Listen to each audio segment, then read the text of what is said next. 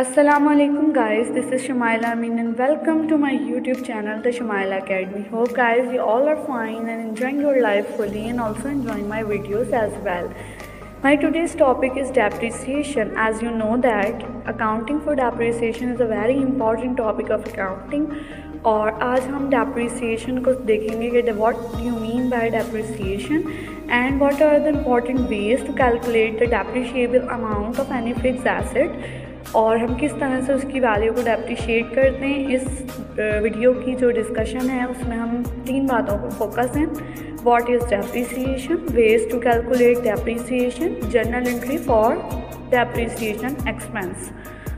Okay, journal entry सबसे पहले मैं बात करती हूँ। जर्नल आप लोगों ने पढ़ा हुआ है और आप बना चुके हैं। फर्स्ट ईयर के स्टूडेंट्स बहुत अच्छे से जानते होंगे क्योंकि सेकंड ईयर में जर्नल एंट्रीज का टॉपिक नहीं है। सेकंड ईयर के कोर्स में डेप्रिसिएशन का पूरा एक चैप्टर, एक टॉपिक मौजूद है जिसमें 5 तरीक़ों से डेप्रिसिएशन को कैलकुलेट करना सिखाया जाता है।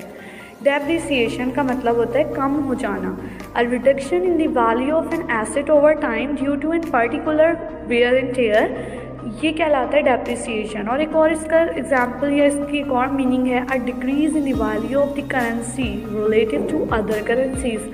For example Pakistani rupee depreciate हो जाए डॉलर के मुकाबले, तो इसका क्या मतलब है, पहले $1 120 रुपीज़ का था और अब $1 130 रुपीज़ का है। मतलब you have to pay more Pakistani rupee for acquiring a dollar. ठीक है, $1 को लेने के लिए आपको पाकिस्तानी रुपी और पे करना पड़ेगा। एक फाइनेंशियल एक्सपेक्टेड डेप्रिशिएट का वर्ड। और दूसरा, हम जो अकाउंटिंग की टर्मिनोलॉजी में डेप्रिसिएशन को यूज़ करते हैं वो है एसेट की वैल्यू को टाइम के साथ साथ कम कर देना।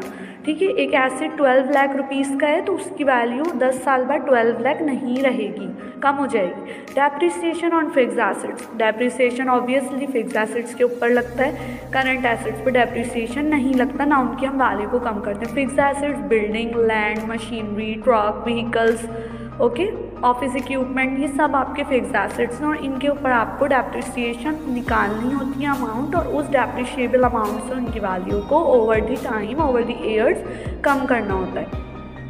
डेप्रिसिएशन, अब बात करते हैं कि डेप्रिसिएशन तमाम फिक्स्ड एसेट्स पे होते हैं, बिल्कुल इंटेंजिबल और टेंजिबल दोनों फिक्स्ड एसेट्स पे डेप्रिसिएशन की कैलकुलेशन की जाती है। लेकिन जो इंटेंजिबल एसेट्स हैं उन पे डेप्रिसिएशन को डेप्रिसिएशन नहीं कहते, उसके लिए वर्ड अलग इस्तेमाल करते हैं, अमोर्टाइजेशन कहा जाता है। ठीक है, तो वो मैं एक अलग टॉपिक है, उसमें मैं आपको एक वीडियो में बताऊंगी कि इंटेंजिबल एसेट्स पे डेप्रिसिएशन कैसे निकालते हैं और उसे कहते क्या हैं। अभी हम बात कर रहे हैं टेंजिबल फिक्स्ड एसेट्स की जिन्हें हम हाथ लगा सकते हैं, देख सकते हैं, और वो एसेट्स हैं बिल्डिंग, लैंड, मशीनरी, ये तमाम चीज़ें।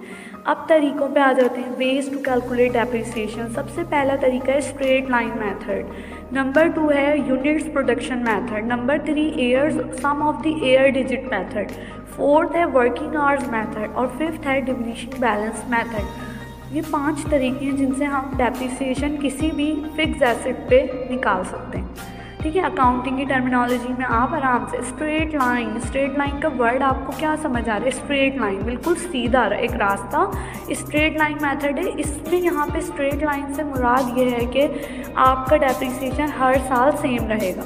एक दफ़ा आपने कैलकुलेट कर लिया, उसके बाद हर साल आंख बंद करके आपको वही डेप्रिशिएबल अमाउंट निकाल लेनी है कि अगर पहले ईयर में 10,000 आया तो अगले 10 साल तक भी 10,000 ही डेप्रिसिएशन की अमाउंट रहेगी। Depreciation expense 10,000, allowance for depreciation 10,000। आपको ये जर्नल एंट्री बनाते रहेंगे, हर साल एक रिकॉर्ड कर देंगे ईयर के आखिर में।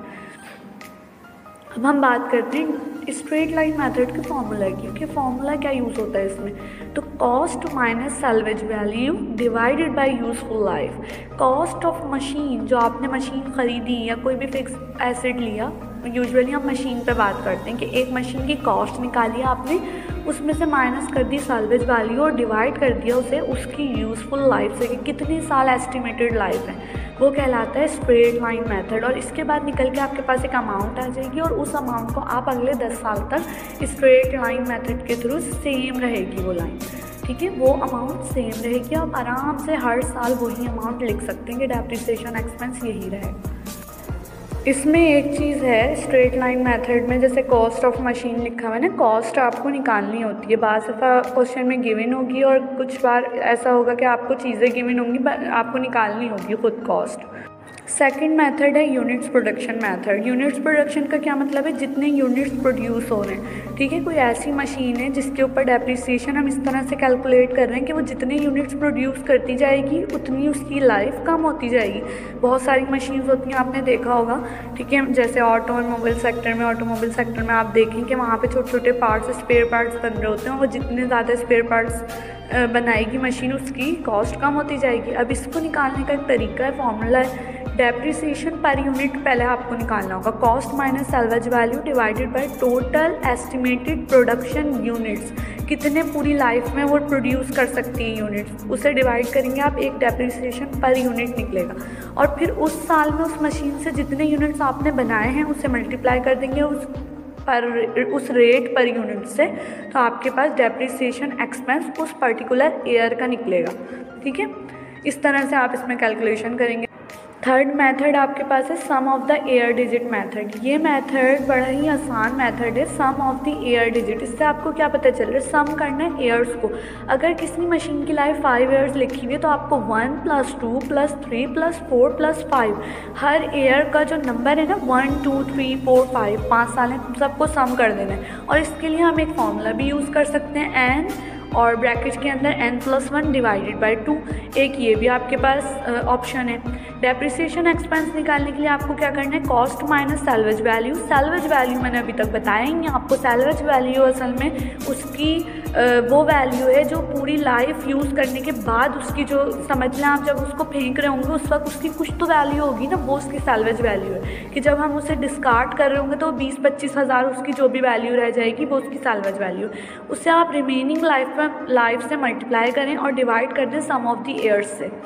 ये तरीका। नेक्स्ट मेथड जो हम डिस्कस करेंगे यहाँ वो है working hours method. Working hours के नाम से ही आपको पता चल रहा है कि वर्किंग आवर्स पर डिपेंड कर रही होगी मशीन की लाइफ, यानी मशीन जितने आवर्स काम करेगी उतने आवर्स उसकी लाइफ कम होती जाएगी। टोटल एस्टिमेटेड लाइफ यहाँ पे आपको वर्किंग आवर्स मतलब आवर्स के फॉर्म में दी गई होगी कि 7000 फॉर एग्जांपल आवर्स मशीन पूरी ज़िंदगी में अपने काम कर सकती है। एक बात तो इसमें ये हो गई कि वर्किंग आवर्स में मशीन की लाइफ गिवन होगी क्वेश्चन में, और आपको ये भी बताया जाएगा साथ में कि उस ईयर में मशीन कितने घंटे काम किया है मशीन ने। डेप्रिसिएशन पर आवर निकलेगा सबसे पहले, cost minus salvage value divided by life in hours. ठीक है, आपके पास डेप्रिसिएशन पर आर आ जाएगा और जो डेप्रिसिएशन पर आर का रेट आएगा उसे आप मल्टीप्लाई कर देंगे एनुअल मशीन आवर्स से।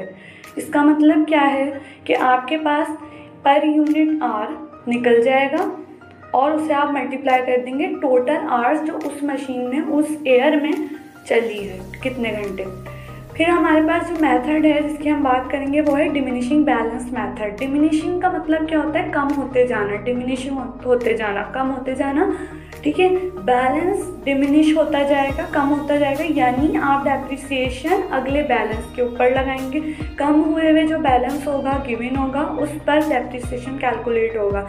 इसका मतलब क्या है कि अगर मशीन के ऊपर डेप्रिसिएशन फर्स्ट ईयर में 2000 निकला और वो 2 लाख की थी, तो अब आपको 2000 माइनस करके उसकी जो 1,98,000 वर्थ है उस पे अगले साल डेप्रिसिएशन कैलकुलेट करना है। जैसे कि यहाँ पे गिवन है, शो कर रहा है आपको स्क्रीन पे, कॉस्ट ऑफ मशीन में से लेस कर दिया डेप्रिसिएशन, यहाँ पे आपको परसेंटेज गिवन होगी।